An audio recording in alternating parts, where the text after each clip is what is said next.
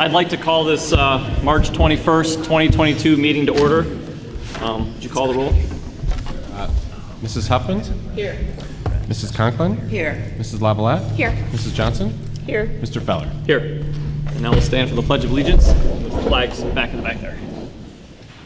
Pledge allegiance to the flag of the United States of America and to the republic for which it stands, one nation, under God, indivisible, with liberty and justice for all.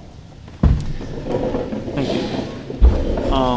Do we need a motion? Okay. So we're going to start the agenda with item 3.1, recognition of achievement. Good evening, everyone. Thank you, Mr. Feller. We have some students here tonight that deserve special recognition in regards to what they earned at the OASSA State Championship. Tonight, I'm so proud and happy, and on behalf of our Board of Education, congratulations to our Southview Cougarettes. Yay! Our Southview Cougarettes are coached by Lauren Wilson and Emily, I want to say, is it Cruz? Thank you, yay! Those two? Yeah, I'm going 1 second. I just want to say thank you to all of our parents as well for supporting your children as they earn this wonderful achievement. We're going to recognize you individually as well as a team, so we're going to move down to the podium, and so that everyone knows, we're going to call you up, give you a certificate. We're going to ask that you stay up front because this is a photo op opportunity, ladies. We're all about it. So come, we'll call your name here shortly, and when we call your name, just please come on up.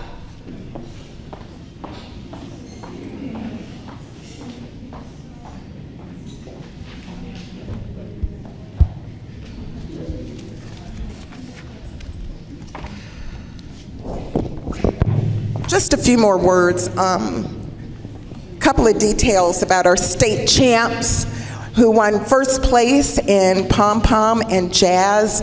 I want you ladies to know that we as a district recognize the dedication that you have to practice on a regular basis, to be consistent, to have a team, and to go down to Columbus or was it in Dayton or Columbus? Columbus, okay, just making sure. They've moved some things around down there, so where they're celebrating and doing different tournaments, but for you to do what you do each and every day, to be in sync, to be on point, just congratulations to you, and thank you for representing Sylvania Schools so well, and being the best in the state of Ohio. So with that, we have some certificates for you. So first off, we would like Lauren and Emily, if you could come on up, because you are the coaches of this fabulous team. And I do believe you are Mr. Trail's granddaughter, is that correct? So Chet Trail's in the house, even though he's not here. But thank you, ladies. I mean, you really rocked it. They rocked it. Thank you for what you do. Also, the following ladies, come on up when you hear your name. We have Paige Britton,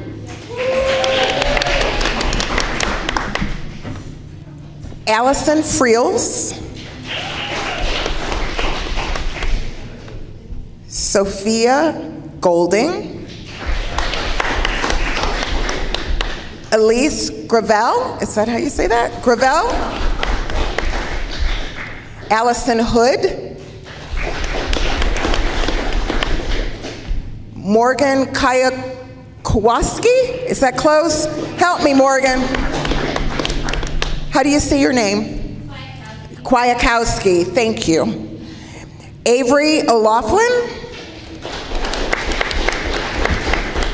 Bella Rusin, Allison Scharf, Ava Stoll, Ashley Welt, Samantha Sobrist, and here's our team again, first in jazz and pom. And let me tell you one other, pardon? Oh, Allie Nussbaum. Carly Nussbaum. Jim, I owe you. That's when I put my glasses on and I skipped right over it. Carly Nussbaum. Thank you, Carly. I appreciate you coming up here. I also want to recognize that these ladies were also runner-up, which is second place in hip-hop. So again, first place in jazz and pom, and runner-up in hip-hop. A really big round of applause. So we're going to take a photo up here. We're going to put some folks up here and arrange you. So ladies, come on around. And Amy, if you could help us, please.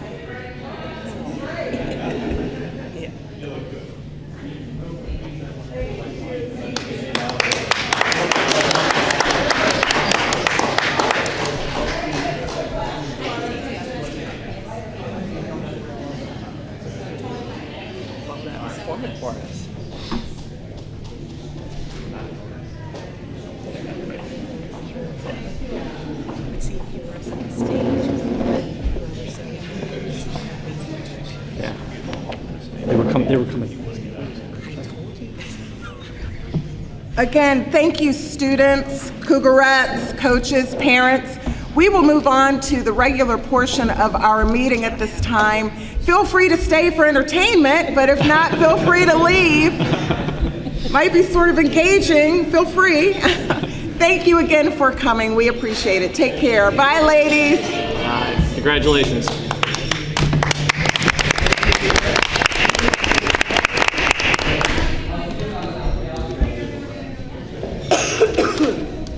Alrighty, are we ready?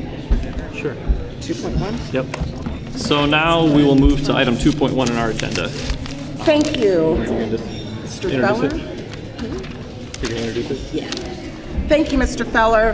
In lieu of my superintendent's report tonight, I would like to have a discussion, item 2.1, regarding our student dress code.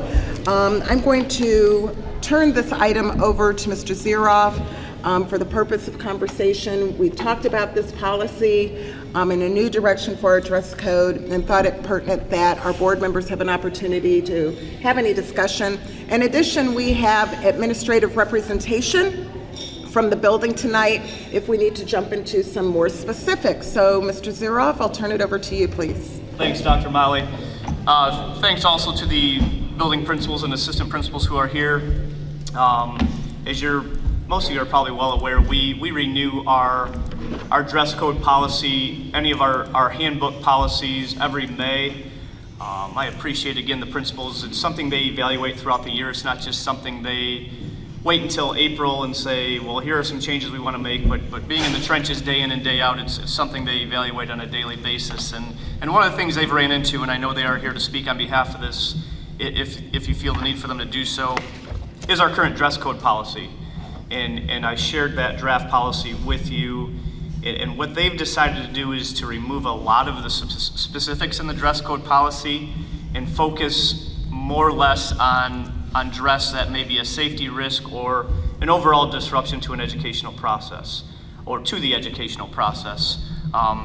Still going to have expectations and standards, but instead of 40 different items that can be an issue and even a question of subjectivity, which I know that may have been some of the conversation with some of the conversations I've had with you, that broadening this may add more subjectivity to our building administrators, but it kind of does the same thing as well, even with all of those specifics. I'll just go back to my time as a building principal where I knew it was specific in the handbook. It was shorts need to be midpoint of the thigh. And it was one of those things where the ones that stood out that weren't midpoint to the thigh were very obvious, but it wasn't something we were walking around with a ruler every day or a tape measure to see where the shorts extended to. And that's just one singular example of one of the dress code policies that had those specifics in it. So I'll open up to any of the board members that may have questions or want some more clarification on the proposed policy that won't be board approved until the May 9th meeting, but we do appreciate your feedback now because it is policy in case we need to make any changes based on your expectations. I'll go first, if that's Sure, okay. Absolutely. My question is, how are the students and the parents going to know what is considered adequate and appropriate when they leave their house? Actually, that's my first question. And my second question is, how do the schools plan to make sure that the dress code is applied uniformly when there's no objective criteria in terms of adequate and appropriate, I guess, is the word that I keep seeing. Can I speak to that? Yeah, you can come up if you want, Libby. So 20 years as a assistant principal at Student Services, I've worked with dress codes across 4 different high schools. And I would say that to your second statement, the dress code cannot be applied objectively, even if it is specific. Because in a school of 1,400 students, I cannot see every kid every day. So you always get that with any sort of discipline that you do. Students will say, oh, so-and-so did this or so-and-so did that. Well, I'm speaking with you, and that's who I'm concerned about right now is the student that's in front of me. So if you're looking for that, I don't think you're ever going to have that. Dress codes historically are born out of a couple of different things. They're born out of community standards and fashion trends and cultural ideas and mores. Over the years, I think what has to become important, since everything that's put on the plates of teachers and administrators is, for me, the litmus test is, does it disrupt the educational process? I remember a day when students weren't allowed to wear nose piercings, or they weren't allowed to have colored hair, and that was considered egregious 15 years ago. Does that really disrupt the educational process? No, it does not. So anything that disrupts the educational process would be something that, to me, would be something that we would not want to have. And the language, in many cases, is deliberately vague because of that. As far as, couldn't wear leggings 10, 15 years ago. Parents come in and wear leggings when they come in to meet with teachers. Parents come into the building and wear leggings. The students wear them. It's just the way it is now. So you are always doing that battle with fashion and culture and everything. So what's important? So I think you have to kind of distill it down to the focus. What is it? Is it instruction or is it not? If you don't think that that is something that you would like to, that you'd like to see something more specific, I'm definitely open for the suggestions, is what that is. But so to say, like what Mr. Zeroff said about the length, you have kids of various sizes. They might have long arms, they might have short legs, and vice versa. So fingertip length was always the thing, but that's going to vary from kid to kid. So you look at it in terms of appropriateness. What is a distraction? What is not a distraction? To me, the things that I'm seeing that are more distraction than saying a little bit of midriff showing is something that might be considered hate speech, or something that is denigrates another student. To me, those are the things that disrupt the educational process. Okay. Subsections B and J just refer specifically to clothing being adequate in terms of coverage and adequate. What is there something that you think is disruptive in that regard? No. Okay. Yeah, I guess that'd be my. I think under A it says underwear should not be worn as outerwear. I thought that covered pretty much everything. Is there a reason to have subsections B and J in there then? So, I'm sorry. Which so B says apparel should be adequate in both length and coverage to be considered appropriate for school, and then J says pants, shorts, and skirts must be worn at an appropriate level. So they're basically the same thing, and I think that's the same. I think I have the same concern she does. I mean, what you might find appropriate and adequate, maybe Stan Joplin doesn't. And and I guess. Listen, to be clear, Libby, I almost came tonight in a short skirt and like a red top to be like, is this appropriate? Am I adequate? I'm kidding. Personally, I don't think that that's really what we want to chase. And if those are redundant just so they're not redundant, but in terms of adequate length, I mean, everybody has a different opinion on that. So do we want to make it like very specific, but Or do we want to remove it altogether? I'm fine with that, personally. I think a dress code in terms of, if it's not about safety, or if it's not about where it's going to denigrate somebody else, I don't think that there's really a place for a dress code, but I'm not the boss. So, I think Alex has something to say. I can add an example, actually coming up recently in Timberstone. So the weather's changed, and girls' fashion right now is for shorter shorts. So as soon as the weather changed and kids were going outside for recess, girls were coming in shorts that were definitely violating that fingertip length, but they seemed to be appropriate. So the question about when do we know it's appropriate, when a girl was sent down to the office because the shorts were so short that they were exposing her underwear, and they were dangerously exposing other parts of her anatomy that would have been inappropriate for school.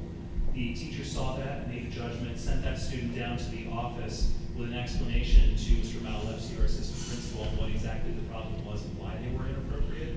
And that student was asked to get some clothing that would cover, and the parent was able to come in and provide that clothing. In a case like that, that was the judgment for inappropriate, and that was the action that we took. I'm not aware of, and maybe you could bring me up to speed, of us coding any other students over the last week as the weather has changed because of short shorts, because we didn't see any other violations of that nature. So that was a pretty clear line for us on what was inappropriate. But given some other restrictions in previous dress codes, we would have been chasing our tails on finding out exactly how long those shorts were. Something that often people talk about, not just in the context of education, but outside of the real world, when we're talking about mores, appropriateness, and decency is, well, I can't necessarily define it, but I'll tell you when I see it. So in that case, we saw it because that student was violating decency because of the shortness of those shorts. But the other girls that we see in this building are not violating those decency standards for us particularly. So that's an example to address your question. And I think that in that example where the outer garments were showing, clearly understand inappropriate, or the underwear garments were exposed, that's kind of the situation where the initial paragraph would cover it, so we don't need the extra about the appropriate length. I guess I just worry, and I mean, I'm all for making it less specific. I do think we need to get the leggings and measuring shorts. I completely agree that that needs to go. I just worry about how, as a district, we're going to, I mean, I worry about the situation where, like Julie said, one administrator thinks a certain type of short is no good and another administrator thinks that short's fine. How are we going to, as administration, rectify that and have to, I mean, is there going to be a guidance from the principal that says, no, look, that's fine? I mean, those are my concerns. Now, like, the teacher will just tell me or text me and say, hey, check out so-and-so. Okay. And then I'll do that and have a conversation with the kid, and then we go from there. The way I handle it in Northview is I always say, okay, we're gonna problem solve. So if this is an issue, for whatever reason, how are you gonna fix it?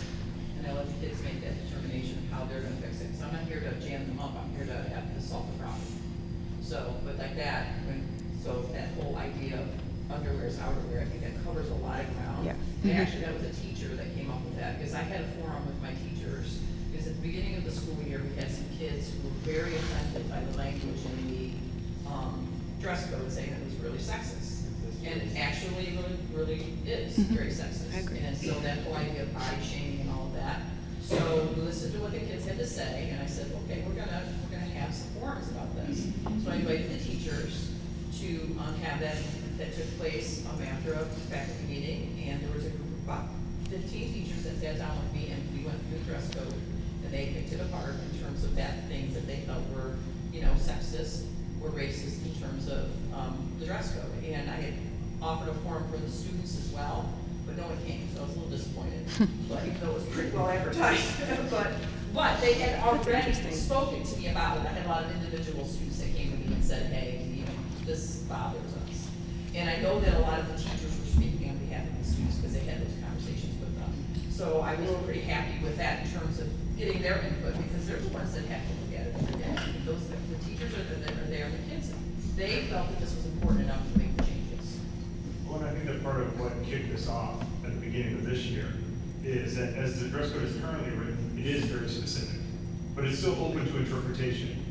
To Libby's point, we've had some teachers who have sent the kid down and there was no issue, but then another kid came down and there was an actual issue. But it's very subjective even in its specificity right now. I think to go back to Mr. Zeroff's kind of theme throughout this whole thing is whether or not it's disrupting education, whether or not the attire has become such that people cannot function for what they're supposed to be in the building to do. And I think to Alex's point, that's when we see it, because we see the disruption. I guess- I came up to just say our specific in Southfield have become, is it drug related, alcohol related, sex related? Are you wearing a hoodie or a hat because we can't tell who you are on the camera? And then after that we go to what these guys are talking about. Is it disrupting? And I wanted to come up to give one specific example, and I'll be vague enough that if this shows out, we would know exactly. But we tried to police one just a week ago. I thought it was going to be a, hey, turn that inside out and get back to class. Both parents came in, we met with them for probably half an hour. They took the student home. So in my mind, I lost, because now that kid lost the whole day because I was arguing about a certain symbol on their pants. I know we weren't arguing about length, but I know we don't change the rule based on how one parent reacts, what have you, but in reality, this is the way things get handled in schools nowadays. I would love to have a little bit of a bulletproof vest on some of this stuff to say. Like, they told me they're gonna write the school board. I don't know if they did, but that was their answer. They stormed out and said they were gonna write the school board, and I said, I'll be there next week. Can I ask a question about that real quick? Yeah. So would that have not been an issue with this new policy? Or were you enforcing it because it was offensive, or? I was enforcing something that we would enforce even under the new Okay. policy. So it wouldn't be a change, but I guess what I'm saying is, it does become something where it is a bigger fight to people involved. That's just how rules are now. I mean, that's how things get argued. I think the first question was about consistency, and my argument to that would be the argument we use in schools. Like, lots of people speed, not everybody gets caught, but when you do, you can't point to the other people and say they're speeding too. And we kind of have used that argument about, we're doing the best we can. I think you said you have 1,400, we have 1,100. We're not going to catch everybody every day, but these are the rules that we're trying to enforce. I think my concern is more about consistency district-wide, and not a specific administrator being consistent, like being able to detect every dress code violation, because obviously that's never going to happen.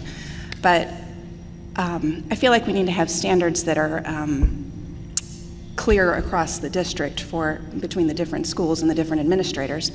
And it's hard to base that on what one administrator might find as being disruptive. And I'm not talking about the hate speech, or I'm only talking about, just to be clear, I'm in favor of most of this policy. I think most of it is great.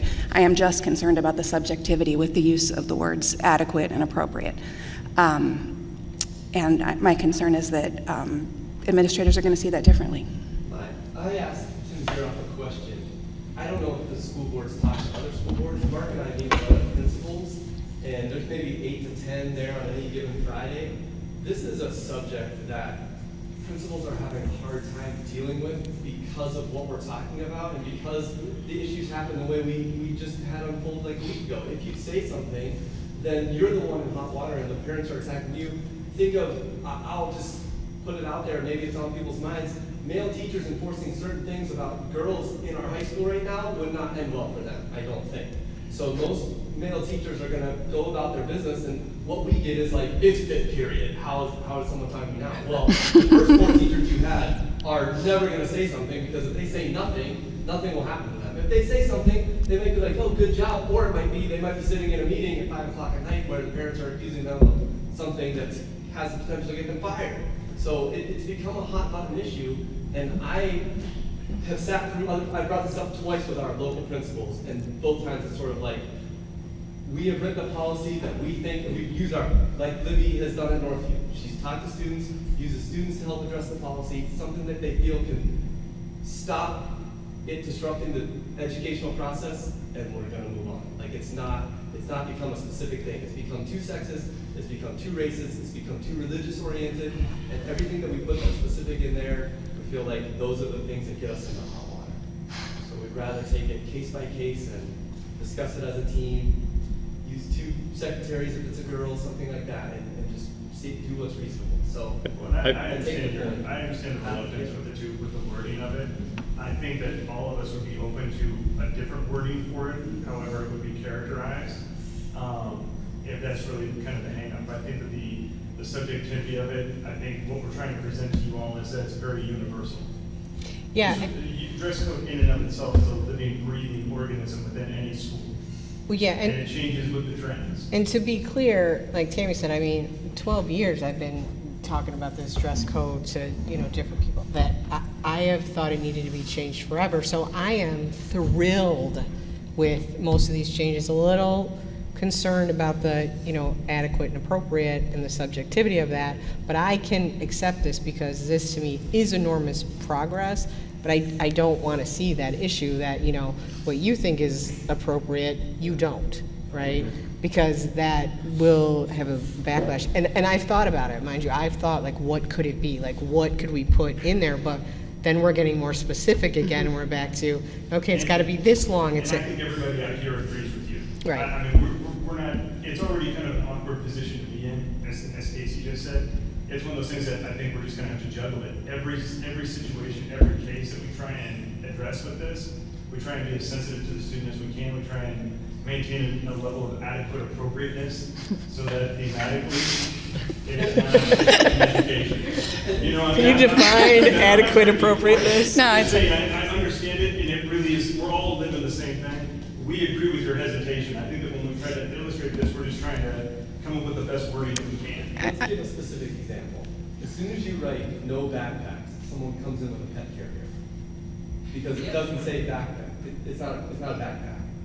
And so then you say to yourself, oh, you're trying to be funny, but it's this big. It's way bigger and awkward and whatever than a backpack, but it's not a backpack. So now I've got to write also no pet carriers. And then down the line. Yeah. So that's kind of the point. It becomes Yeah, like that really it becomes happened. an arms race. I'd rather it was like more universal, I think is the word was used, but I know what you're saying. I'd like to just provide an analogy, Ms. Loveland, that might help clarify how I think about this. You're concerned about building the building being different. So a student goes to Northview versus going to Southview, and they're judged by different standards because there are different administrators and different teacher culture perhaps there. And of course, you're going to hear about that. I would compare this to something that is also relatively subjective and up to our professional opinion, and that is respect. There are board policies as well as in-school policies about student discipline and students' behavior that key on respect. Students must act with courtesy. They must act with respect towards staff members, each other, and there's a list of how they should act with decency, courtesy, and respect. These words don't always have the same meaning within the same context. So respect in one context in one classroom might mean something a little bit different based upon what's going on in there. For instance, if you were to take one of our career tech classrooms, like maybe Brandy Shepherd's over at Southview, which is a theater classroom, right? It's much less formal, they're dancing. So the respect and the connections between student and staff, a little bit different than in your math classroom. So Ms. Shepherd is judging respect and decency and the way in which they interact based upon the standards that are appropriate for the context that she's got right there. And then in the math classroom, there's a little bit of a different context, and the teacher is judging based upon their professional opinion right there. But to say that the requirement for respect in those two classrooms is radically different, that one student is being judged based upon a different standard from one to the next that is unfair, is not how I would see things. We have different contexts, we have different buildings. So the junior high example is quite a different example from the high school example. And we're smaller, we have a tighter knit staff, so it's easier for us to all be on the same page. The high schools are much larger places. But I don't believe that there's less of a need for respect at Northview High School than there is for Timberstone. I just think that the different ages of the kids, the different needs of the classrooms, mean that respect as a notion changes a little bit from place to place. And we have professional judgment to discuss how it changes in those different locations. I think the same thing could be said for dress. Appropriateness of dress within different contexts is going to change from place to place, and people use their professional judgment. It happens throughout the district. But I don't think that that means that students are going to be judged by a radically different level of fairness from Northview versus Southview. Because I believe that we see pretty much the same students, face relatively the same situations, and are pretty much the same people on balance, with very similar leadership. Leadership that talks to one another, collaborates on these issues as you're seeing here today. I think that we are on the same page. And if there's any variance, it's based upon context and judging appropriateness for that given situation. We have rules on our books that are judged in this way that admit to a certain amount of subjectivity as the nature of the language. The board policy 5600 uses the word inappropriate. It's the same word that we're using here. So out there in the real world, in law and everywhere else where we might see something based upon common decency or community standards, there's a vagueness there that's open to interpretation as well. I think we do a good job of interpreting standards like respect in such a way that all of our students are treated fairly. I think we can do that. Do you want to follow up? You go ahead. I think the concern, and I'm following with what you're saying, but I think the concern is that it says appropriate length. And so if let's forget the administrators for a second. I'm a parent, I'm at home, my kid comes out and she's got a pair of shorts on that I don't think is appropriate. But she's saying, no, this is fine, this is appropriate.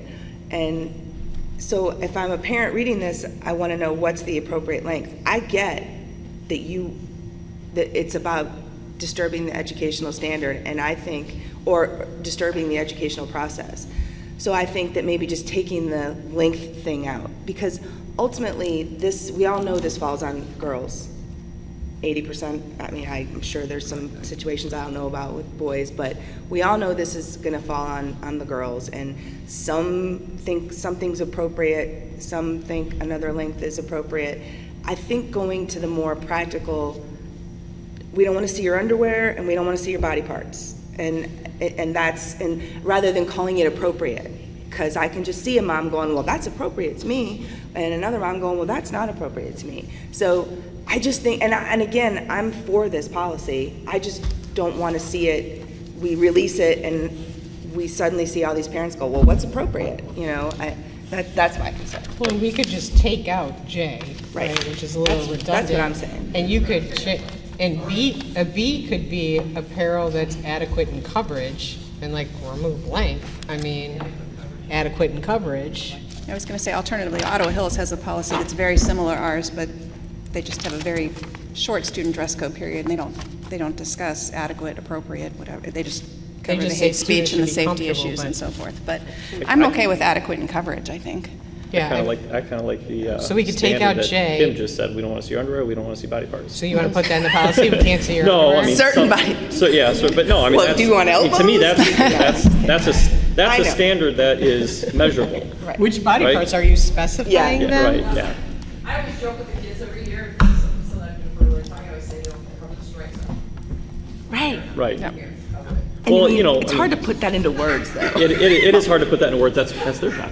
I mean, just as an engineer, I like, So with this, everything that we've been wrestling I hear with, you. Yeah. yeah. I hear you. this is the Yeah. same thing. I mean, I kind of played with an inseam concept, like 3-inch inseam, because any shorter than that are probably not appropriate. But yeah. But who wants to be measuring kids' inseams? I mean, not me. So. And honestly, if I could just echo what some of my peers here have said, independently at Timberstone, we had a principal's advisory early in the year, and that was when my 8th grade girls brought this to my attention as something they were very concerned about. So independently, the same thing's happening over the high school where the students are advocating. So I think I'd be remiss in my duties if I weren't speaking for them, since they're not here tonight. But they also felt that certain aspects of the dress code specifically targeted fashion that was girls' fashion. Oh, for sure. 100%. Yeah. So what I'm saying is, if you do what you said, cut some of those aspects, that helps them. It helps them in what they are trying to do and change, which is the most important thing for us actually, is supporting our girls, making sure that the dress code is fair and equitable to them and enforceable for us. Yeah, and if I conveyed anything else, I'm sorry, because I'm absolutely in favor of updating the dress code. I think that the dress code is antiquated and discriminatory. No, and that's why we're here. I don't want anybody to feel, and I've said this from day one, so did Dr. Mockley to the principals, like that's the board's job to approve policies. Our job is to uphold them. So I think what I'll do, and I know I've already shared it once, I'll share a clean copy tomorrow on a Google Doc. We've talked about some changes and making it more universal for everybody, and you guys can chime in, add your comments, and we'll go from there. This isn't approved till May 9th, and this is good conversation, and this is why we're doing it today, so appreciate it. Thank you. Okay. Appreciate you guys. Thank you. I mean, I think it's a great policy. Thanks, Libby. I'm excited to get it changed. I apologize. I need to circle back to item 3.1. And Board of Education members, I do deeply apologize. This is my first time doing a significant in-person commendation and recognition of achievement of our students in person. So I own this, I'm learning, I have a list of notes moving forward, but we have 2 students that are here from Arbor Hills, and I believe they're here with their families tonight. Can we have Define and Ava come on up and meet us out front? Define and Ava are students from Arbor Hills who have artwork down at the 42nd Annual Youth Art Exposition down at the Ohio Art Education Association. So ladies, if you could come on up. And families, we're going to do another photo op, so bring those cameras.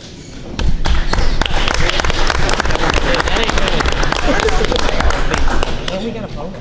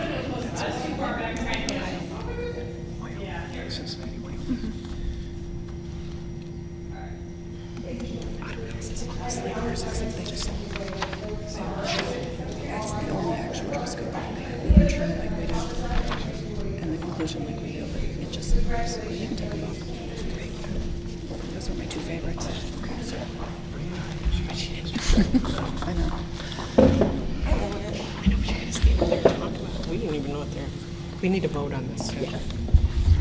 I recommend item 3.1, the recognition of students, not only our Cougarettes, but also our 2 students from Arbor Hills for having their artwork on display down at the Ohio Art Education Association. I'll move approval. A second. Any discussion? Congratulations. Yes, congratulations. Congratulations. Congratulations. I will get better. Mrs. Hoffman? Yes. Mrs. Conklin? Yes. Mrs. Lavalette? Yes. Mrs. Johnson? Yes. Mr. Feller? Yes. Thank you. I'm also asking for phonetic spelling next time as well. So this is our first opportunity for public participation on agenda items, and I don't believe there is any, so Cajun, we're with you. Okay, you want to clear out a room? Just say the treasurer's up. Okay, no. Just a couple quick items. I'll be really brief. We have 2 minutes to approve from prior meetings, and also the treasury report, and then the availability of funds listed in the agenda. If I can pass this out, Mr. Feller, if you don't mind. Yep. Are we doing these all as a consent agenda? Yeah. Because I believe Ms. Conklin was not at one of those meetings, so can you do 5.1 separately? Oh, absolutely. Yep, we could do the 2 minutes and then go from there. Is that correct? Yeah, I was definitely not there. I forgot there was Yeah, one. you weren't, yeah. I didn't remember there being one. Is that the 5-minute meeting? The what? It's the Valentine's Day meeting. Okay, so this is a very important time financially, part of the year. It's when we get our second real estate collection, and that's really going to set us up to how we're going to end the year financially. So wanted to definitely highlight that to the board. Even though we're going over February financials, March is going to be, the March numbers are actually included in here because You know, we were up all night, treasurers, we can't really sleep when the real estate comes in until we know what's going on. So we finally were able to get that done, and I'm pleased to report to the board this evening that our real estate was up 6.15%, or 3.7 million. So it's such a great year. It's no secret that across the state of Ohio, and quite frankly across the nation, home values are increasing, and things like that, and certainly it helps to offset some taxes that maybe weren't increasing home values for other community members, but we certainly appreciate that with schools, because quite honestly the cost of everything is going up, as you'll see with our expenses, with inflation and things like that. Public utility, which again, public utility are things like the electrical lines, railroads, some school districts have ferries and things like that, but that's that piece of, it's a big piece, and it's actually taxed at a higher tax rate than obviously a lot of your homes and things like that. We received a nice increase there, just over $250,000 over last year, so we were very pleased with those numbers. And again, that's all controlled by the state of Ohio as they set those values for those companies. Wanted to highlight briefly, and I know Mr. Dornbush and I, along with Mr. Koch, have already started working on our PI fund going forward in the future. Wanted to get a good look at what we actually bring in our tax collection when it comes to permanent improvement funds. Over the past few years, I know the board has approved some transfers and things like that into their PI.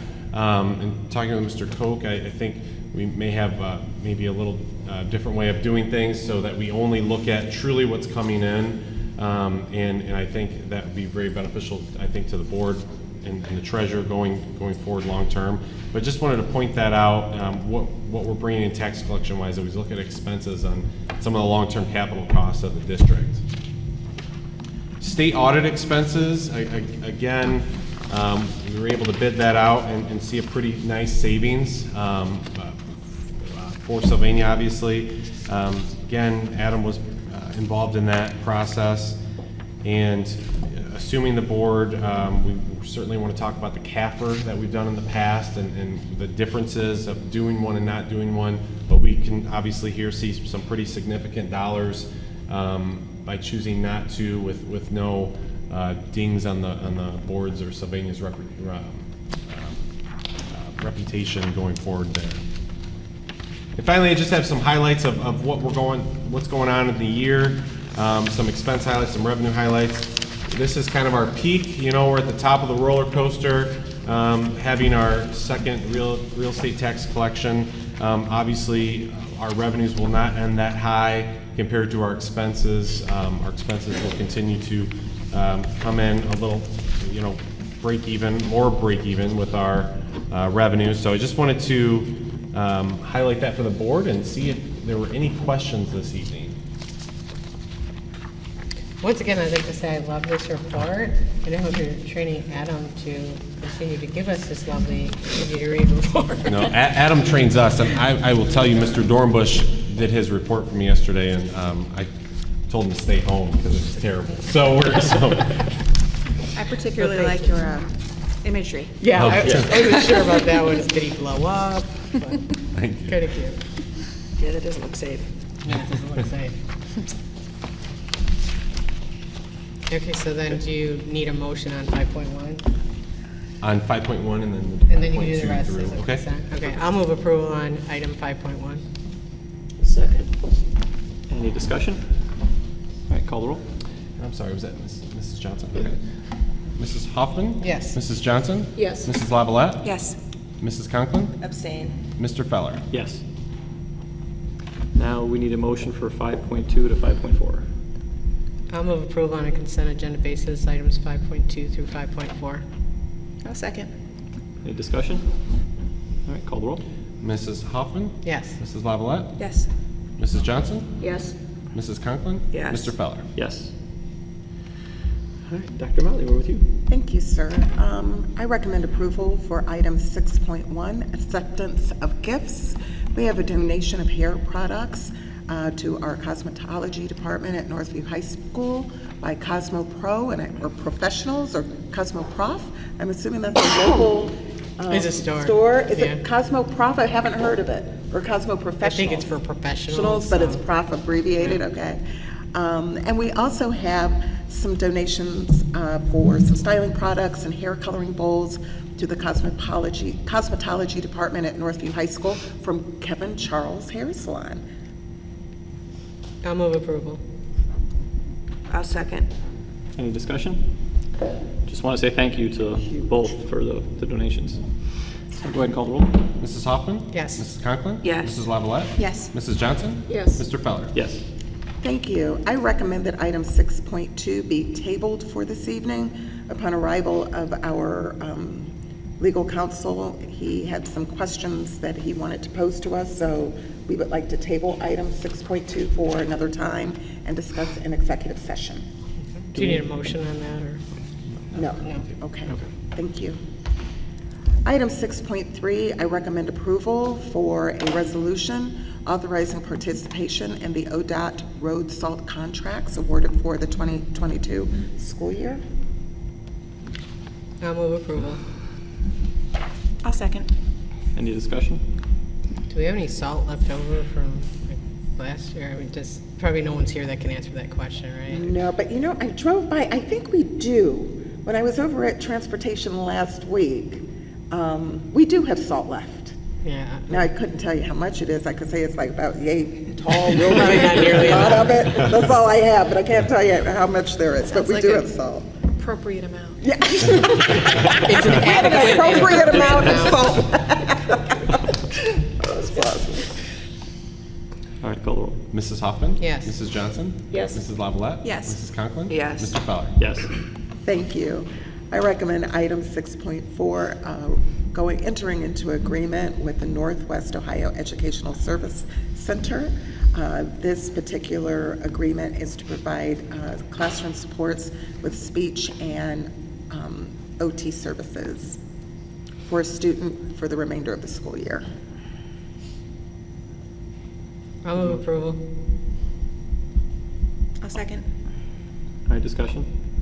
Is this just for one student? Yes, I do believe so. So we're just doing this to address a particular, Need until the end of the school year. okay. And I'm assuming that it's necessary under his IEP that we provide. Yes. Right. Any further discussion? Call the roll. Mrs. Hoffman? Yes. Mrs. Lavalette? Yes. Mrs. Conklin? Yes. Mrs. Johnson? Yes. Mr. Feller? Yes. Thank you. I recommend item 6.5. It is the amendment to the Northview and Southview High School handbooks.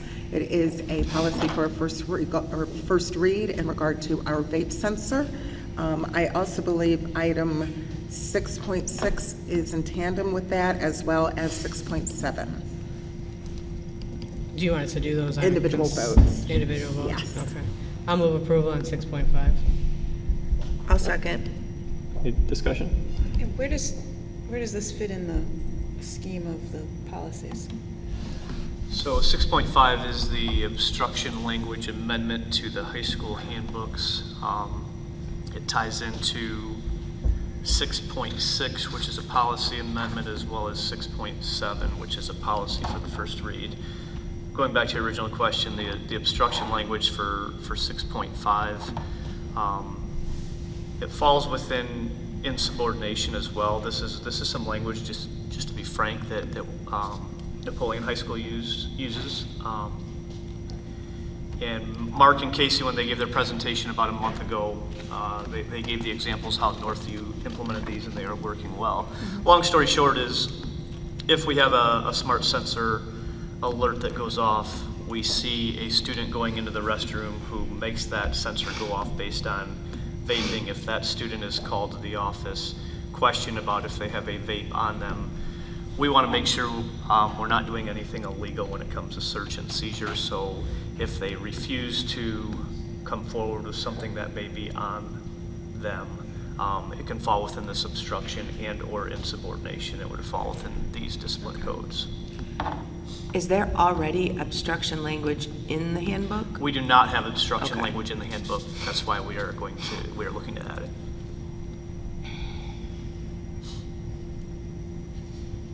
Further discussion? All right, call the roll. Mrs. Hoffman? Yes. Mrs. Conklin? Yes. Mrs. Johnson? Yes. Mrs. Lavalette? Yes. Mr. Feller? Yes. Thank you.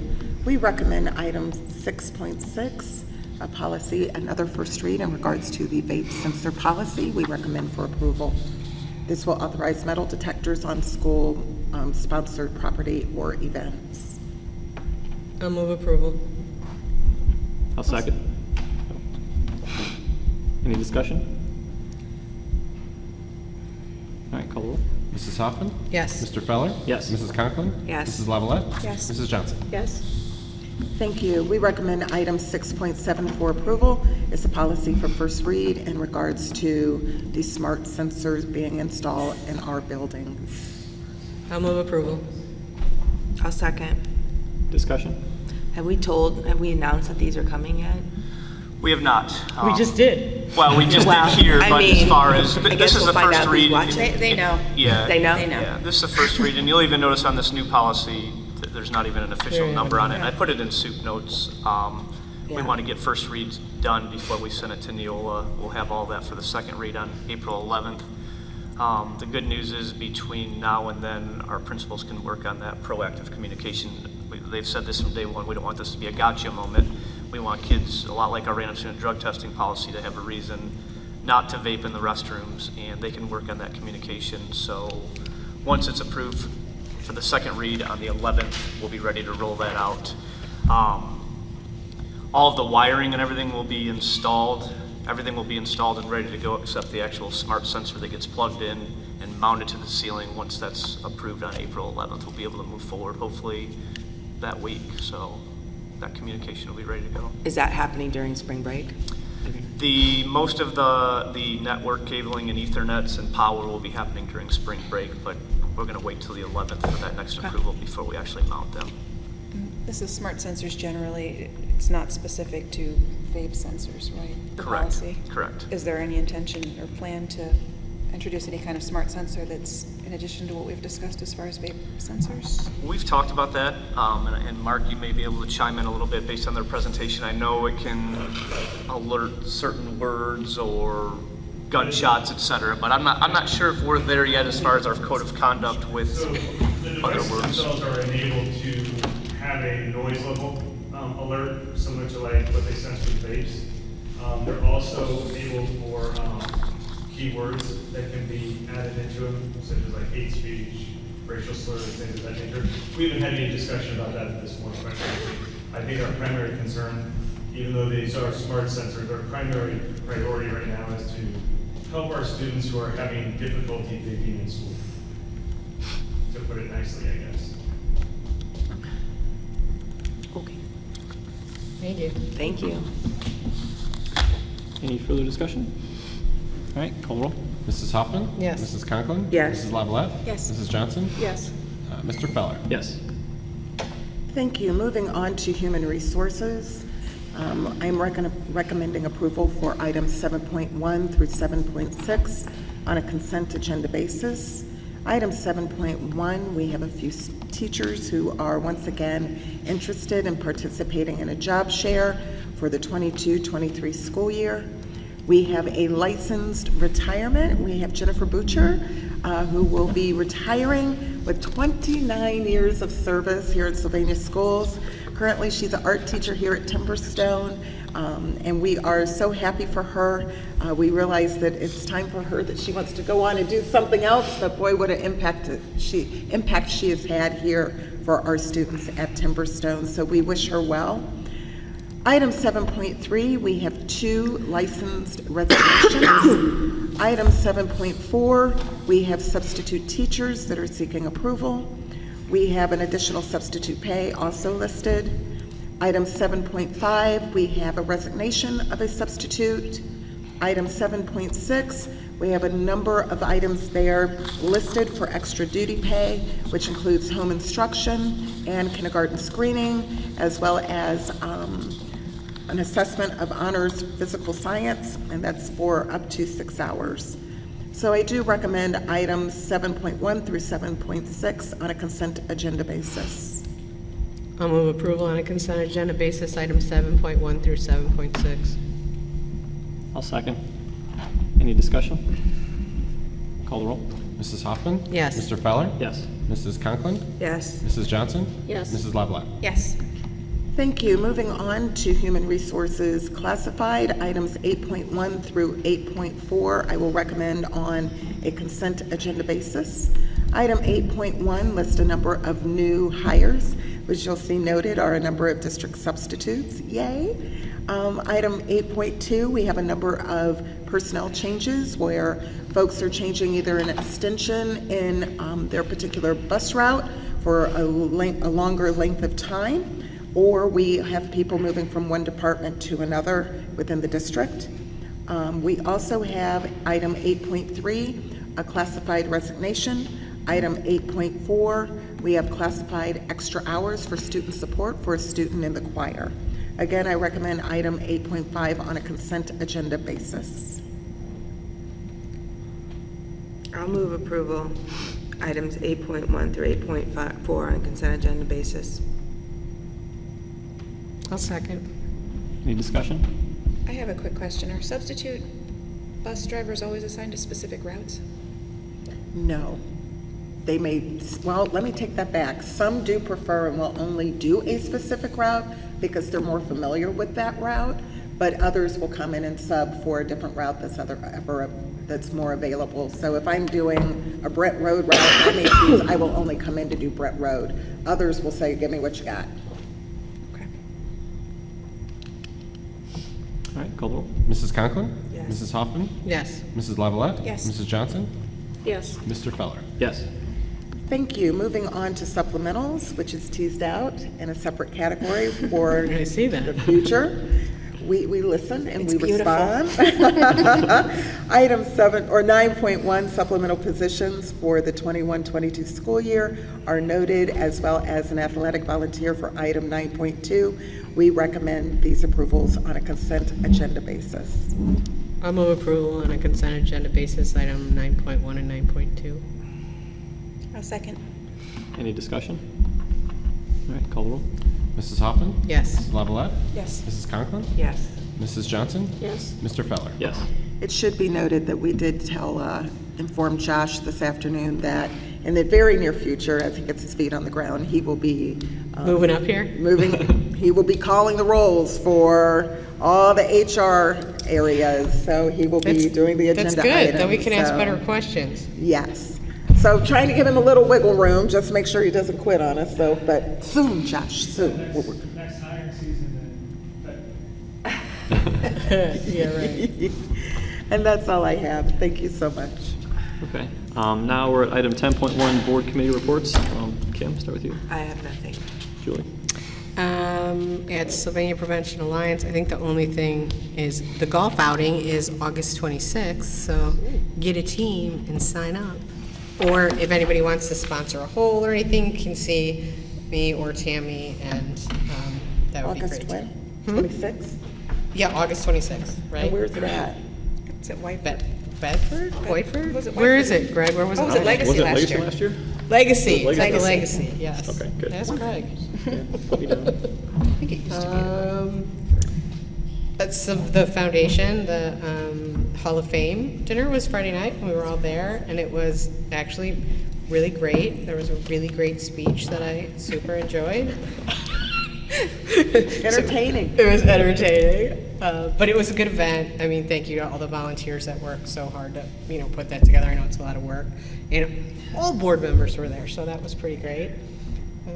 be. My daughter was so inspired by one of the recipients that now she wants to go to medical school. Does she? This week, yes, this week she wants to go to medical school. Well, I have to say, I received an email from one of the recipients' parents who sent pictures and just reached out and wanted to say thank you and what a great time they had at the event and how much they valued not only seeing their son recognized, but the event in celebration of Sylvania schools and the students who have gone on to do notable things. So Yes, it's nice to just get an unsolicited. Quite a right? variety of honorees. Yes. And it was entertaining. Entertaining. Really enjoyed That it. It was was a something. great event. Is Amy out there? Yeah, she's over there. Yeah. Yeah, Kudos it was a to great the event. I think committee. we all had a good Amy's time. part of the committee, so Yes, good job. Amy, great job. I was trying to look at you so I could say, Yeah. good job. And I Great think job, that's Amy. it. That's what I got. Okay, I don't have anything. Jill? Sylvania, SCS. I met with that committee this past week, and we are interviewing for and hiring probably, yes, later this week, new executive director. Claire retired, and they had a search committee and came up with 2 candidates. And they'll be interviewing and hiring. We'll be interviewing and hiring this week. Big shoes to fill. Pardon me? Big shoes to fill for Claire. She's been there a while. She does a good job. Yeah. That's what I've heard. Good things. She did a great job. Okay. I don't have anything else. Nothing. All right, item 10.2 on the agenda is a consulting contract for Mr. Koch to help us out here as he transitions to our full-time treasurer, so I'd like to recommend that for approval. Second. Discussion? Call the roll. Mr. Feller? Yes. Mrs. Hoffman? Yes. Mrs. Conklin? Yes. Mrs. Lavalette? Yes. Mrs. Johnson? Yes. And this is the second opportunity for public participation on non-agenda items, and seeing nobody here, I will move, there's no executive tonight, so I will move that we adjourn. So moved. Second. Second. Discussion. All right, call the roll. Mr. Feller? Yes. Mrs. Hoffman? Yes. Mrs. Conklin? Yes. Mrs. Johnson? Yes. Mrs. Lavalette? I'm going to head over to council for the Cougarettes. Are you going? Yeah. Okay. City Council, they're hiring a Scout girl. Thank you.